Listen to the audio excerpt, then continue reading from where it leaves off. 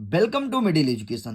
मुझे पता है कि साल भर आपने हिंदी को बहुत अच्छे से पढ़ा है। आपका ड्रीम था कि 90% बने। उसको पूरा करने के लिए आपने चैन से नींद नहीं ली है। लेकिन एग्जाम के पहले होता है ना बच्चों के मन में कि हमें कोई ऐसा कंटेंट दे दे जो हमारे एग्जाम में देखने को मिले और एग्जाम में हम बेहतर परफॉर्मेंस कर सकें।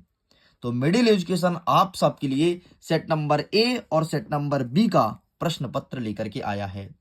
यकीन मानिए, अगर आप इन दोनों सेटों को बहुत अच्छे से सॉल्व कर लेते हैं, अपने एग्जाम में बहुत ही अच्छा परफॉर्मेंस करने वाले हैं। क्योंकि ये आपके एग्जाम के पैटर्न, आपके एग्जाम के नए पैटर्न के क्वेश्चंस, आपके एग्जाम के प्रश्न पूछने के तरीका, इन सबको ध्यान में रखते हुए इस प्रश्न पत्र को डिजाइन किया गया है। देखिए, ऑलरेडी सेट नंबर ए के फुल सॉल्यूशन का वीडियो अपलोड है। अगर आपने अभी तक नहीं देखा तो प्लीज जाइए जाकर के जल्दी से सेट नंबर ए के फुल सॉल्यूशन को अच्छे से कवर अप कीजिए, अगर आपको अपने एग्जाम में टॉप करना है तो। एंड इस वीडियो में हम सेट नंबर ए नहीं, बल्कि इस वीडियो में हम कवर करेंगे सेट नंबर बी के उन सभी क्वेश्चंस को जो हमारे एग्जाम में 100% देखने को मिलेगा। और मैं आपको इस बात की गारंटी भी देता हूं कि डेफिनेटली इन्हीं सेटों से क्वेश्चन आएगा, इसके बाहर क्वेश्चन नहीं जाने वाला है। क्योंकि सबसे पहले मैंने ब्लूप्रिंट को हैक किया, फिर आपके सामने प्रश्न पत्र लेकर के आया हूं। तो चलिए स्टूडेंट, देख लेते हैं सेट नंबर बी कैसा रहेगा और कैसे इनका आंसर लिखना है। तो हम सेट नंबर ए साइड करते हैं। देखो, आपके प्रश्न पत्र में सबसे पहले जैसे पेपर मिले तो यहां पर आपको अपना रोल नंबर फिल करना है। जो भी आपका रोल नंबर है एडमिट कार्ड से देख करके फिल कीजिएगा। एंड यहां पर आपको आपका लिखा रहेगा सेट, कि किस सेट का पेपर आपके हाथों मिला है। किसी स्टूडेंट के सेट नंबर बी आएगा तो किसी स्टूडेंट के हाथों में सेट नंबर ए देखने को मिलेगा। इसके बाद टोटल नंबर ऑफ क्वेश्चंस आपके एग्जाम में 23 रहेंगे, प्रिंटेड पेज 8 रहेगा। एंड इस प्रकार से आपका पेपर रहने वाला है। एंड यहां पर वेरियस प्रकार के इंस्ट्रक्शन लिखे हैं। इंस्ट्रक्शन ध्यान से पढ़ लीजिए क्योंकि आपके एग्जाम में बहुत काम आएगा और इंस्ट्रक्शन के अकॉर्डिंग ही आपको आंसर लिखना है। एक और छोटा सा इंफॉर्मेशन देने जाता हूं कि आपकी कॉपी 32 पेज की रहेगी, 32 पेज का रहेगा और कोई आपको एक्स्ट्रा कॉपी नहीं दिया जाएगा। 32 पेज बहुत कहलाते हैं और देखना आपका आंसर तो 25 पेज में ही खत्म हो जाएगा। ठीक है, तो बढ़िया फैला फैला करके लिखना, दूर दूर लिखना और बहुत ही सुंदर राइटिंग में लिखना। तो चलिए स्टूडेंट्स, हम ओपन करते हैं और देखते हैं हमारे सेट नंबर बी में किस प्रकार से क्वेश्चंस रखे गए हैं एंड इनका सही उत्तर क्या होगा। देखो, सबसे पहले एक सेकंड में इसे सही तरीके से ओपन कर लेता हूं ताकि मैं प्रॉपर वे में आपको एक एक क्वेश्चंस याद करा सकूं। देखो, सबसे पहले देखने को मिलेगा प्रश्न क्रमांक 1, जिसमें कह रहा है सही विकल्प चुन करके लिखो।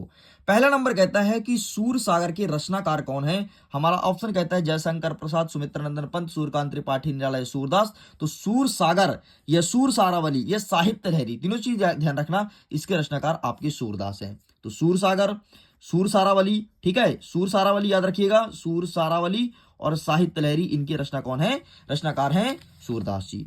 आगे नेक्स्ट कहता है कि रीतिकाल के कवि हैं। आपको पहचानना है कि इनमें से कौन से कवि रीतिकाल से संबंध रखते हैं। भूषण या फिर जयशंकर प्रसाद, अज्ञेय या फिर इनमें से कोई नहीं। तो इसका सही आंसर लिखना ऑप्शन नंबर आ, भूषण इज करेक्ट आंसर। इनका संबंध रीतिकाल से था। आगे बढ़ते हैं, नेक्स्ट कह रहा है तीसरा नंबर कि शोक का स्थायी भाव क्या होता है। तो ये पहला नंबर कहता है करुण, दूसरा कह रहा है श्रृंगार, तीसरा कह रहा है भयानक और चौथा कह रहा है वात्सल्य। तो शोक का होता है करुण, मतलब करुण का होता है शोक। ठीक है, श्रृंगार का क्या होता है, तो श्रृंगार का रति होता है। नेक्स्ट क्या कहता है भयानक, तो भयानक भय का होता है। और नेक्स्ट कहता है वात्सल्य, तो वात्सल्य का स्थायी भाव वत्सल्य होता है। ठीक, ये तीनों चीज आप ध्यान रखिएगा। नेक्स्ट कहता है कि कलम का जादूगर किसे कहा जाता है। तो यहां पर आपको लिखना है ऑप्शन नंबर आ, राम वृक्ष बेनीपुरी इस करेक्ट आंसर। इन्हें कलम का जादूगर कहा जाता है। थोड़ी मैं इसे जूम करता हूं ताकि टोटल आपका नजर ऑन स्क्रीन होना चाहिए। नेक्स्ट कह रहा है पांचवा नंबर कि नेताजी की प्रतिमा की ऊंचाई क्या थी। इनकी ऊंचाई पूछा है, तो इसका सही आंसर लिखेंगे ऑप्शन नंबर ए, 2 फुट की उनकी प्रतिमा बनी हुई थी। नेक्स्ट कह रहा है कि कवि निराला का जन्म कब हुआ है। यहां पर आपसे टाइम पीरियड पूछा है, 1904 में, 1900 या 1899 में या फिर 1818 में। तो इसका सही आंसर लिखेंगे 1899, ऑप्शन नंबर सा इस करेक्ट आंसर। इस प्रकार से ये क्वेश्चन होते हैं कंप्लीट। चलिए आगे बढ़ते हैं। नेक्स्ट कह रहा है प्रश्न क्रमांक 2, इसमें कह रहा है रिक्त स्थान की पूर्ति करो और सही विकल्प का चयन कर लिखो। मतलब रिक्त स्थान इस प्रकार से देखने को मिलेगा, रिक्त स्थान रहेगा एंड यहां पर आपके तीन तीन ऑप्शंस रहेंगे। ठीक, तो काफी अच्छा है ऑप्शन है, मतलब हमारे लिए बहुत सरल कर दिया है। हमारा पहला नंबर कहता है कि आधुनिक हिंदी कविता का प्रारंभ माना जाता है। तो यहाँ पर टाइम पीरियड दिया है 1900, 1901 या 1920, तो इसका सही आंसर हो जाएगा आपको 1900। नेक्स्ट कहता है दोहा छंद के दूसरे और चतुर्थ पंक्ति में कितनी मात्राएं होती हैं? तो दूसरे और चौथे में 11-11 मात्राएं होती है, ध्यान रखना। अच्छा, अगर मैं तुमसे पूछूं कि पहले और तीसरे में कितनी मात्राएं होती है, क्या लगाओगे? फिर आपको लगाना है 13-13 मात्राएं होती हैं, इस चीज को ध्यान रखिएगा। नेक्स्ट कह रहा है छंद के डैश डैश प्रकार होते हैं। तो छंद के दो प्रकार होते हैं। ठीक, यहां पर दो लिखोगे। कौन कौन सा? एक होता है मात्रिक छंद और दूसरा क्या होता है? वाणिक छंद। अच्छा, मात्रिक छंद में मात्राओं की गणना होती है, ध्यान रखना, और वाणिक छंद में वर्णों की गणना होती है। ठीक, ये चीज ध्यान रखिएगा। नेक्स्ट कह रहा है कि संचारी भाव की संख्या डैश डैश होती है। तो संचारी भाव की संख्या 33 होती है, आपको यहां पर 33 लिखना है। नेक्स्ट कह रहा है समास के भेद डैश डैश होते हैं। समास के कितने भेद होते हैं? तो समास के 6 भेद होते हैं। बहुब्रीहि समास, कर्मधारय समास, तत्पुरुष समास, द्वंद्व समास, द्विगु समास। ठीक, इस प्रकार से, और एक अव्ययी भाव, इस प्रकार से समास के 6 भेद होते हैं। नेक्स्ट कह रहा है कि मुक्तक काव्य के कितने भेद होते हैं? तो मुक्तक काव्य के 2 भेद होते हैं। कौन कौन सा? एक होता है पाठ्य मुक्तक, नाम याद रखना, पाठ्य मुक्तक, और दूसरा होता है गेय मुक्तक। ठीक, अगर मैं तुमसे पूछूं कि प्रबंध काव्य के कितने भेद होते हैं, तो याद रखना प्रबंध काव्य के भी 2 भेद होते हैं। एक हो गया आपका खंड काव्य, दूसरा हो गया आपका महाकाव्य। इस प्रकार से यहां तक हमने पूरा पूरा कंप्लीट कर लिया। आगे बढ़ते हैं। प्रश्न क्रमांक 3 कह रहा है कि सही जोड़ी मिलाकर के लिखना है। एक साइड का नंबर दिया है, दूसरी साइड खा नंबर दिया है। आइए फटाफट इसे मिलाते हैं एक साथ। सबसे पहले कह रहा है लेखक यशपाल की आदत तो निठल्ले बैठे की कल्पना करना, ये हो जाएगा पहले का उत्तर। दूसरा कह रहा है जो ईश्वर में विश्वास करता हो उसे हम क्या कहेंगे? तो जो ईश्वर में विश्वास करता है उसे आस्तिक कहते हैं। अच्छा, ये बताओ जो ईश्वर में विश्वास नहीं करता उसे क्या कहते हैं? तो उसे नास्तिक कहते हैं। नेक्स्ट कह रहा है कि काव्य की आत्मा क्या है? तो रस को काव्य की आत्मा कहा गया है। अच्छा, काव्य का आभूषण किसे कहते हैं? अलंकार कहते हैं। काव्य का आभूषण किसे कहते हैं? अलंकार कहते हैं। देखो ऐसे याद रखना, आभूषण और अलंकार। ठीक, अलंकार ये कहलाता है, काव्य का आभूषण अलंकार कहलाता है। कई अंक वाली रचना क्या कहलाती है? तो कई अंक वाली रचना आपका नाटक कहलाता है, और एक अंक वाली रचना एकांकी कहलाती है। ठीक है, आपके प्रिपरेशन करने का तरीका यही होना चाहिए कि जो फैक्ट आए उससे संबंधित इधर उधर भी पढ़ लो, तभी जाकर के एग्जाम में टॉप करोगे, और हम तो आपको टॉपर बनाना चाहते हैं, इसीलिए प्रश्न पत्र लेकर के आए हैं। नेक्स्ट कह रहा है कि प्रगतिवाद के प्रमुख कवि कौन है? तो इसको पहचानना है कि प्रगतिवाद के प्रमुख कवि कौन है। अब 2 ही ऑप्शन बचा, दोहा और नागार्जुन। तो दोहा तो कवि है नहीं, तो नागार्जुन बचा, तो नागार्जुन होगा, तो नागार्जुन यहां पर लिखना है। नेक्स्ट कह रहा है कि 24 मात्राओं वाला छंद क्या कहलाता है? तो दोहा कहलाता है, तो यहां पर आपको लिख देना है 6वें का। इस प्रकार से आपका ये सब होता है कंप्लीट, और देख लेना आपके एग्जाम में यही सब क्वेश्चन देखने को मिलेगा जो आप यहां पर पढ़ रहे हैं। नेक्स्ट हमारा कह रहा है एक वाक्य में उत्तर दीजिए, एक अनार 100 बीमार का अर्थ क्या होता है? एक अनार 100 बीमार, इसका मतलब ये होता है कि वस्तु की पूर्ति कम है और मांग अधिक है। मैं यहाँ पर लिख देता हूं, आप भी ऐसे लिखिएगा, वस्तु की पूर्ति कम और मांग अधिक, इसलिए इसे कहा जाता है एक अनार और 100 बीमार। मतलब अनार तो एक है लेकिन बीमार 100 पड़ गए, है ना, कि सबको अनार चाहिए। अरे भैया एक अनार है, सब लोग कैसे खा पाओगे? नेक्स्ट कह रहा है कि भोलानाथ के पिताजी गंगा में आटे की कितनी गोलियां प्रवाहित करते हैं? तो 500 गोलियां प्रवाहित करते हैं। ये नए प्रकार का क्वेश्चन है। ठीक है, नेक्स्ट कह रहा है कि कवि निराला ने बादलों की तुलना किससे की है?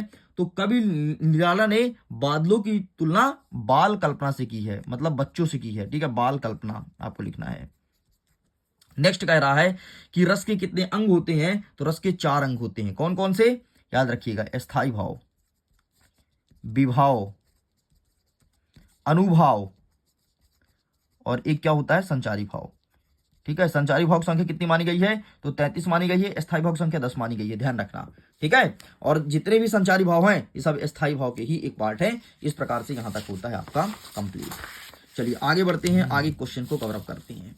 नेक्स्ट कह रहा है कि गद्य की 3 गौण विधा का नाम लिखो। ठीक है, 3 गौण विधा, तो संस्मरण, रिपोर्टाज, डायरी। ठीक है, ये लिख देना। क्या लिखोगे? संस्मरण, और सबको याद रख लो, सबको अच्छे से दिमाग में बैठा लो, याद यकीन मानो, संस्मरण, रिपोर्टाज, और ये हो जाएगा आपका डायरी। ठीक, ये हो गया। नेक्स्ट आपका क्या कहता है कि समास के कितने भेद होते हैं, तो समास के 6 भेद होते हैं। ठीक, इस चीज को ध्यान रखिएगा। तो लीजिए स्टूडेंट, यहां तक सब कुछ होता है कंप्लीट। आगे बढ़ते हैं। प्रश्न क्रमांक 5 कह रहा है कि सत्य असत्य लिखो।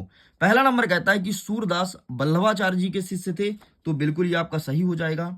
नेक्स्ट कह रहा है कि मूरत मधुर मनोहर देखी, पंक्ति में यमक अलंकार है, तो मूरत मधुर मनोहर देखी नहीं है, यमक अलंकार नहीं है। यमक का मतलब होता है एक ही वर्ण की आवृत्ति 2 बार हो किंतु उसका अर्थ अलग अलग हो।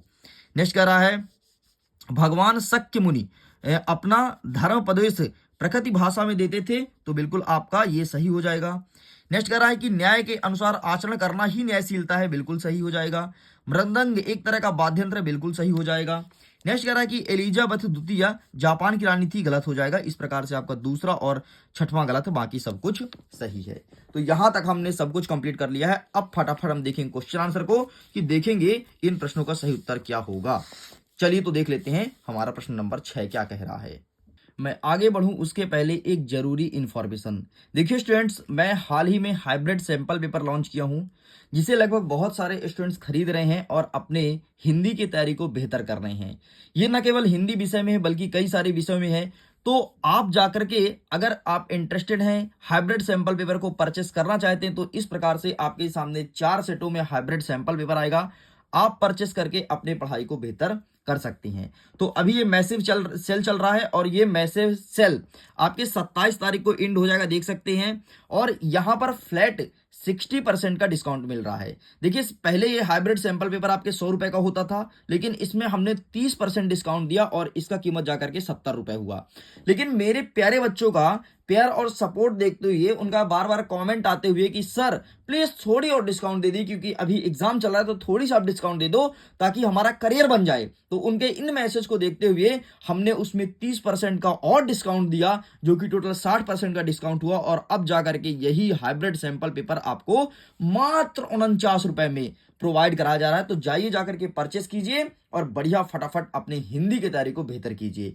यहां पर हिंदी बस के लिए नहीं, बल्कि आपके 6 के 6 सेटों का अवेलेबल है। टोटल इसका रेट 600 रुपए था, लेकिन मैसिव डिस्काउंट के साथ अब यही प्रश्न पत्र आपके 299 रुपए में प्रोवाइड कराया जा रहा है। तो देख लीजिए, इस प्रकार से रहेगा आपके हिंदी का प्रश्न पत्र। हिंदी बस का नहीं बल्कि और सभी विषय का 4-4 सेटों में उपलब्ध है। अब आप अगर परचेस करना चाहते हैं तो कैसे करेंगे, आइए उसे भी देख लेते हैं। ये रहा है आपके सामने मैसिव सेल का बिगेस्ट ऑफर। अगर आपको परचेस करना है तो एक सैंपल पेपर की कीमत पहले 20 रुपए हुआ करती थी, लेकिन अब यही चीज आपको 13 रुपए मिल रहा है। तो मैं तो कहता हूं आप चारों सेटों को लो, ताकि यहां से एग्जाम में क्वेश्चंस आए और तुम्हारे परसेंटेज में बढ़ोतरी हो। तो सिंपल सा इस क्यूआर कोड में आपको पेमेंट करना है। ठीक है, यहां पर क्यूआर कोड आपको दिख रहा होगा, इस क्यूआर कोड में पेमेंट कीजिए और सिंपल सा आप अपने ट्रांजैक्शन आईडी का और जो पेमेंट का स्क्रीनशॉट है उसको सेंड कीजिए इस व्हाट्सएप नंबर पर। आपको 2 घंटे के अंदर पीडीएफ डिलीवर हो जाएगा। यहां पर 24 घंटे लिखा है, लेकिन पहले 24 घंटे का समय लगता था, लेकिन अब मात्र 2 घंटे में पीडीएफ आपके सामने आ रहा है। तो जाइए जाकर के फटाफट परचेस कीजिए और अपने एग्जाम को और बेहतर बनाइए। चलिए, हमारा प्रश्न क्रमांक 6 कह रहा है कि रीतिकाल को श्रृंगार काल क्यों कहा जाता है, और अथवा कहता है कि नई कविता की विशेषता लिखिए। तो सबसे पहले ये रहा आपके सामने कि रीतिकाल को श्रृंगार काल क्यों कहते हैं। तो सबसे अधिक श्रृंगार रस का वर्णन इस टाइम पे होता है, इसलिए श्रृंगार काल कहा जाता है। साथ ही नई कविता की विशेषता तो ये रहा आपके सामने, आप इसका भी फोटो क्लिक कर लो। आगे बढ़ते हैं। जयशंकर प्रसाद और कवि नागार्जुन की काव्यगत विशेषताएं बतानी है, तो इसके लिए बाकायदे आपको पीडीएफ मिलेगा, लिंक डिस्क्रिप्शन बॉक्स में है। पीडीएफ बहुत ही अच्छा है और टोटल फ्री में है भाई। वहां पर आपको ट्रिक के माध्यम से सारी रचनाएं बताई गई है, कैसे लिखना है, पूरा ट्रिक बताया गया है। तो पीडीएफ को डाउनलोड कर लीजिए, लिंक डिस्क्रिप्शन बॉक्स में दिया गया है सभी कवियों का। नेक्स्ट आगे बढ़ता है 8वां नंबर कि गोपियों के अनुसार राजा का धर्म क्या होना चाहिए, और अथवा कहता है कि बच्चों की दंतुरित मुस्कान का कवि के मन पर क्या प्रभाव पड़ता है। और प्रश्न कितने नंबर का है, 2 नंबर का है। तो आइए देखते हैं कि गोपियों के अनुसार राजा का धर्म क्या होना चाहिए। तो इसका आंसर आपको मिलेगा, ये रहा। ठीक है, राजा का धर्म क्या होना चाहिए, आप इसका फोटो क्लिक कर लीजिए। नेक्स्ट दंतुरित मुस्कान वाला देख लेते हैं। तो इसका आंसर ये रहा है आपके सामने, बच्चों की दंतुरित मुस्कान, आप इसका ही फोटो क्लिक कर लीजिए।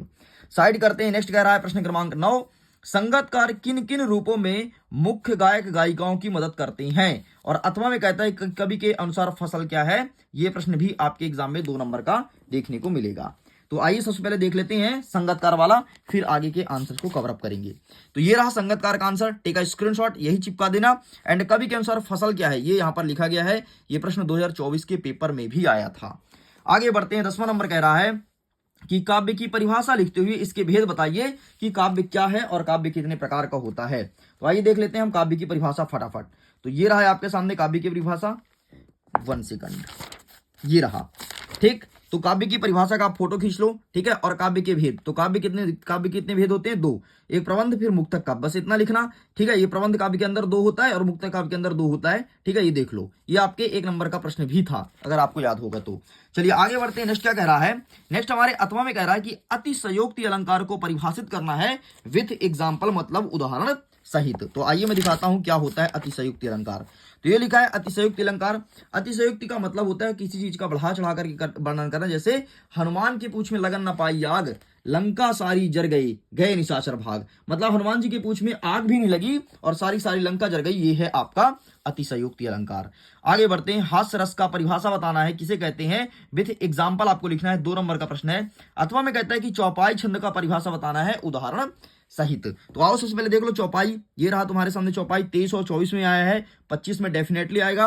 एंड ये रहा आपके सामने हास्य रस, ठीक है। बंदर कहा बंदरिया से चलो नहाने गंगा, घर में छोड़े बच्चों को होने दो हृदंगा। नेक्स्ट कह रहा है आपका लेखक परिचय फिर से दिया गया है, तो इसका भी आपको पीडीएफ मिल जाएगा, लिंक डिस्क्रिप्शन बॉक्स में जाकर के आप इसे भी डाउनलोड कर सकते हैं। नेक्स्ट कह रहा है 13 नंबर की, सेनानी ना होते हुए भी लोग चश्मे वाले को कैप्टन क्यों कहकर बुलाते थे। अथवा हम कहता है कि सहनाई की दुनिया में ढुमराव को क्यों याद किया जाता है, ये प्रश्न पूछा गया है। तो आइए सबसे पहले इसका आंसर देख लेते हैं कि सेनानी ना होते हुए भी लोग चश्मे वाले कहकर क्यों बुलाते थे, ये रहा आंसर, ठीक है। तो आप इसका स्क्रीनशॉट ले लो। नेक्स्ट कह रहा है ढुमराव वाला, तो ये रहा तुम्हारे सामने, सहनाई की दुनिया में ढुमराव को क्यों याद किया जाता है, ठीक है। चलो आगे बढ़ते हैं, नेक्स्ट क्या कह रहा है, लेखिका मनु भंडारी के व्यक्तित्व पर किन किन व्यक्तियों का प्रभाव पड़ा और किस रूप में पड़ा था, ये भी 2 नंबर का प्रश्न है। अथवा हम कहता है कि लेखिका के पिता ने रसोई घर को भटियारा खाना कहकर के क्यों संबोधित किया था। तो आइए देख लेते हैं कि इसका सही आंसर क्या होगा, ठीक है। तो पहले देख लो आप, भटियारा खाना वाला, दोनों का आंसर दिया गया, देखो ऊपर नीचे, ठीक। तो दोनों का आंसर दिया गया है, दोनों का आप इसका स्क्रीनशॉट ले लो। चलो आगे बढ़ते हैं, नेक्स्ट हमारा 15 नंबर कह रहा है कि कहानी और उपन्यास में कोई 2 अंतर बताना है, और अथवा हम कहता है कि रिपोर्टाज से क्या आशय समझाइए, ये प्रश्न भी आपके 2 नंबर का है, ठीक है। तो आइए देखते हैं कहानी और उपन्यास में क्या अंतर है। तो कहानी और उपन्यास ये रहा है आपके सामने, ठीक है, ये रहा, इसका भी स्क्रीनशॉट ले लो। नेक्स्ट आपसे रिपोर्टाज पूछा है ना, तो ये रहा आपके सामने रिपोर्टाज, आप इसका भी फोटो क्लिक कर लीजिए, खत्म होता है। आगे बढ़ते हैं, नेक्स्ट कह रहा है कि संधि और समास किसे, संधि और समास में अंतर बताना है। अथवा में कह रहा है कि शब्द शक्ति किसे कहते हैं, कितने प्रकार का होता है। आइए हम देखते हैं संधि और समास में अंतर। तो इसका आंसर आपको मिलेगा पेज नंबर 97 में, संधि और समास में अंतर, ये रहा, इसका स्क्रीनशॉट ले लीजिए। नेक्स्ट क्या कहता है, शब्द शक्ति ना, शब्द शक्ति पूछा है। तो शब्द शक्ति 3 प्रकार के होते हैं, आप सबको पता होगा, अविधा लक्षण व्यंजना, लेकिन हमें लिखना कैसे है वो उसका आंसर मैं दिखा देता हूँ। ये देखो, ये लिखा है शब्द शक्ति। शब्द शक्ति क्या होता है, ये पहले परिभाषा दे देना, ठीक है। फिर ये 3 प्रकार का होता है, अविधा लक्षण व्यंजना, बस इतना तुम्हें लिखना है, क्योंकि प्रश्न आपके 2 नंबर का है, ठीक है। इस प्रकार से कंप्लीट होता है। 17 नंबर कहता है कि माता का आंचल पाठ में माता पिता का बच्चों के प्रति जो वात्सल्य व्यक्त हो रहा है उसे अपने शब्दों में लिखना है, ये प्रश्न आपके 2 नंबर का है, ठीक है। तो आइए इसका आंसर देख लेते हैं फटाफट, इसका सही आंसर क्या होगा, उनका वात्सल्य बताना है अपने शब्दों में। तो ये रहा, ठीक, 1 सेकंड ना, ये प्रश्न नहीं, ये है, ठीक, ये जो प्रश्न पूछा गया है, ठीक है। एंड इसके आगे का आंसर दिखा देता हूं, इतना लिख के आपको कंप्लीट करना है। आगे बढ़ते हैं, नेक्स्ट 17 नंबर तक कंप्लीट होता है। नेक्स्ट हमारा इसका अथवा कह रहा है कि हिरोशिमा की घटना विज्ञान का भयंकर दुरुपयोग है, और यह दुरुपयोग कहां तक और किस तरह सीमित हो रही है, बस ये चीज तुम्हें बताना है। तो आइए देख लेते हैं फटाफट इसका आंसर क्या हो जाएगा। तो ये रहा इसका आंसर, आप इसका ही फोटो खींच लो, ठीक है। ये सब नए पैटर्न पर क्वेश्चन है। नेक्स्ट 18 नंबर कहता है कि एक पद्यांश दिया गया है, बादल गरजो वाला, इसका सप्रसंग अर्थ बताना है, और दूसरा देख लो नाथ वाला दिया गया है, ठीक है। दोनों को अच्छे से देख लीजिए, एंड दोनों का आंसर मैं आपको जल्दी से दिखा देता हूं। ये रहा, सबसे पहले आप अथ वाला देखो, नाथ वाला, ठीक है। नाथ वाला ये कंप्लीट होता है, ठीक, पूरा लिखना है, संदर्भ प्रसंग अर्थ। अच्छा, आप काव्य सौंदर्य भी लिख करके आना एग्जाम में, ठीक है। नेक्स्ट आपसे क्या कहता है, बादल गरजो वाला ना, तो बादल गरजो वाला ये रहा ऊपर वाला, ठीक है। तो आप इसका भी स्क्रीनशॉट ले लो। चलो कंप्लीट होता है यहाँ तक। नेक्स्ट हमारा कह रहा है प्रश्न क्रमांक 19 कि आपको अब गद्यांश का सप्रसंग व्याख्या करना है। ठीक है, गद्यांश का व्याख्या करना है। ये प्रश्न को देख लो ध्यान से एंड इसके बाद ये रहा है आपके सामने इसका नेक्स्ट क्वेश्चन। ठीक है, तो आप इसका भी बकायदे फोटो क्लिक कर लो। आइए दिखाते हैं प्रश्न क्रमांक 19 का उत्तर क्या हो जाएगा, फटाफट इसे भी कवर अप करते हैं। ये रहा है आपके सामने जीप वाला। ठीक है, तो आप इसका स्क्रीनशॉट ले लो और बढ़िया BCS भी लिख करके चले आना, इस चीज को ध्यान रखिएगा, पूरा पूरा छाप देना। चलिए आगे बढ़ते हैं। नेक्स्ट हमारा क्या कह रहा है प्रश्न क्रमांक 20वां नंबर कि बेटी बचाओ बेटी पढ़ाओ पर अनुच्छेद लिखो। अर्थम कहता है कि पर्यावरण सुरक्षा में माँ बेटे के बीच संवाद लिखना है। तो बेटी बचाओ बेटी पढ़ाओ मैं दिखा देता हूं फटाफट तो इसका अनुच्छेद कैसे हो जाएगा। ठीक है, सबसे पहले संवाद की बात करता हूं तो यहाँ पर इस किताब में माँ बेटे के बीच संवाद नहीं है। ठीक है, इसमें पर्यावरण प्रदूषण पर है लेकिन अधिकारी और कर्मचारी बीच संवाद है, तो मैं माँ बेटे का आपको दिखा दूंगा, परेशान मत हो। ठीक है, सबसे पहले हम देख लेते हैं बेटी बचाओ बेटी पढ़ाओ। तो ये रहा आपके सामने बेटी बचाओ बेटी पढ़ाओ, आप इसका फोटो क्लिक कर लो। चलिए आगे बढ़ते हैं, ये मैं अंतिम में दिखा दूंगा। ठीक, अंतिम में आपको दिखा दूंगा। नेक्स्ट क्या कह रहा है 21 नंबर कि अपठित गद्यांश और काव्यांश को पढ़ करके नीचे दिए गए प्रश्न का उत्तर देना है, तो इसे बढ़िया इत्मीनान से पढ़ना है। ठीक है, अब देखो प्यारे बच्चों, अगर आपने अभी तक हाइब्रिड सैंपल पेपर नहीं लिया तो हाइब्रिड सैंपल पेपर को परचेस कर लो, क्योंकि वहीं से तुम्हारे एग्जाम में क्वेश्चंस देखने को मिलेगा। नए पैटर्न पर क्वेश्चंस कौन कौन से बन रहे हैं सब वहीं पर बताया जा रहा है, तो प्लीज देखिएगा जरूर। अब देखो हम सबसे पहले इसे ध्यान से पढ़ते हैं। आप हमेशा अच्छी जिंदगी जीते आ रहे हैं। आप हमेशा बढ़िया कपड़े, बढ़िया जूते, बढ़िया घड़ी, बढ़िया मोबाइल जैसे दिखावे पर बहुत खर्च करते हैं, मगर आप अपने शरीर पर कितना खर्च करते हैं इसका मूल्यांकन जरूरी है।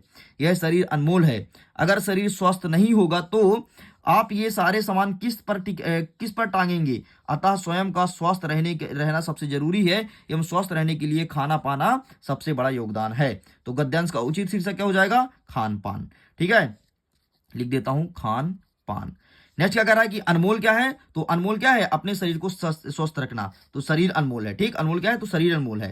नेक्स्ट क्या कहता है, शुद्ध और असली शब्द का विलोम बताओ, तो शुद्ध का अशुद्ध हो जाएगा, असली हो जाएगा नकली, खत्म।